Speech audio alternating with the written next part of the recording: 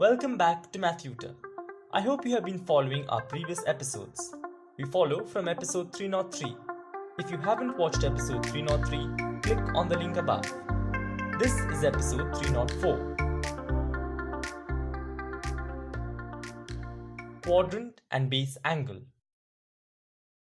For this episode, you may need to recall quadrants of a plane which you have probably learned in class 9 and types of angle which you have learned in class 6 and episode 301 which covers standard position. Consider a random angle in standard position, say 145 degrees. We say that 145 degrees is in the second quadrant. Quadrant here refers to the part of the plane in which the terminal ray lies. Let's get back to our angle 145 degrees in standard position. We say that 35 degrees is the base angle for 145 degrees. Base angle refers to the positive acute angle between the terminal ray and the x-axis. Now comes a DIY.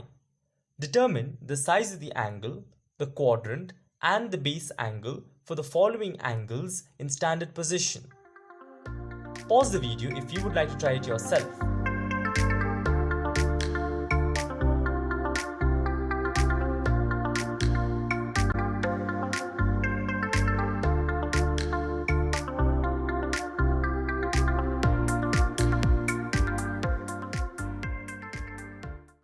Here are the answers.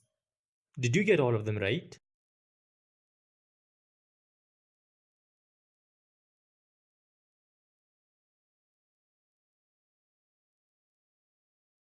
Now let's do the same thing without graphs. Determine the quadrant and the base angle for the following angles when represented in standard position. Pause the video if you would like to try it yourself.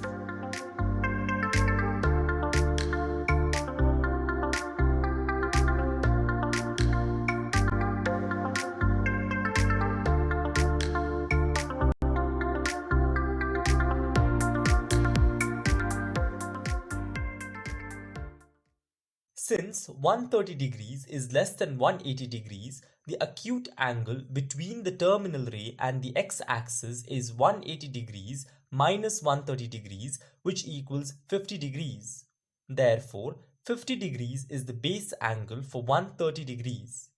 You can visualize 130 degrees as 180 degrees with 50 degrees removed. Clearly, 130 degrees lies in the second quadrant.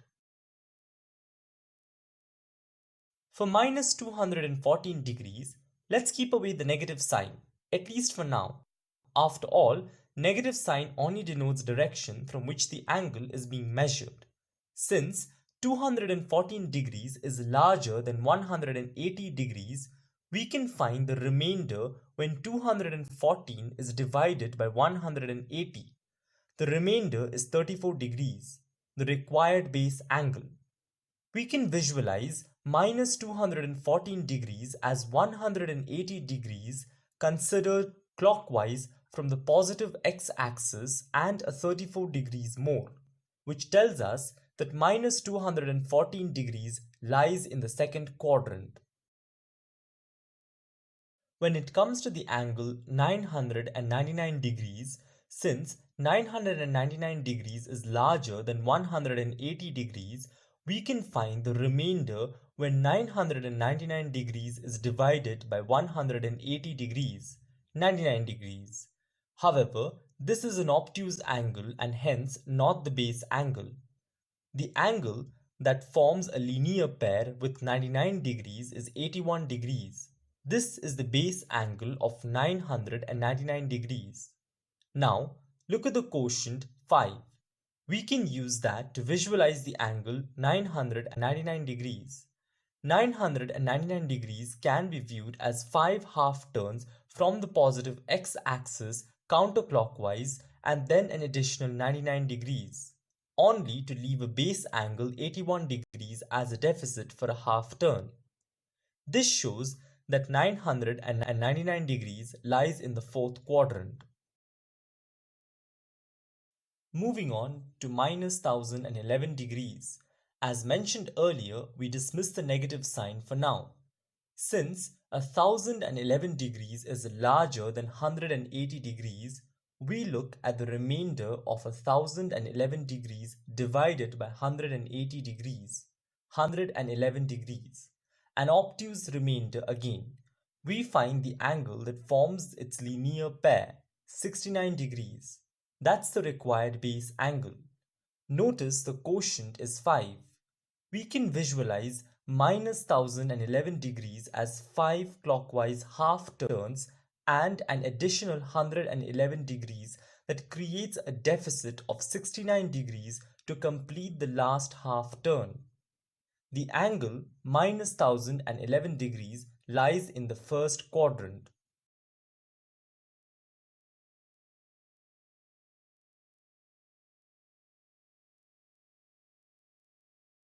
This is the next DIY. Determine the quadrant and the base angle for the following angles when represented in standard position. Pause the video if you would like to try it yourself.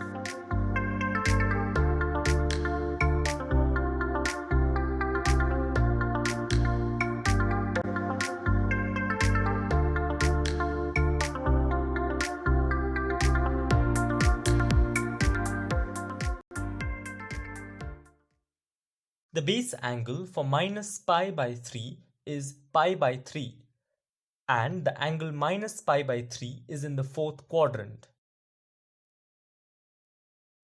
For the angle 13 pi by 6, the improper fraction 13 by 6 can be rewritten as a mixed fraction as 2 1 by 6. There is of course the pi with it. So we have 2 pi plus 1/6 of a pi. The base angle is pi by 6.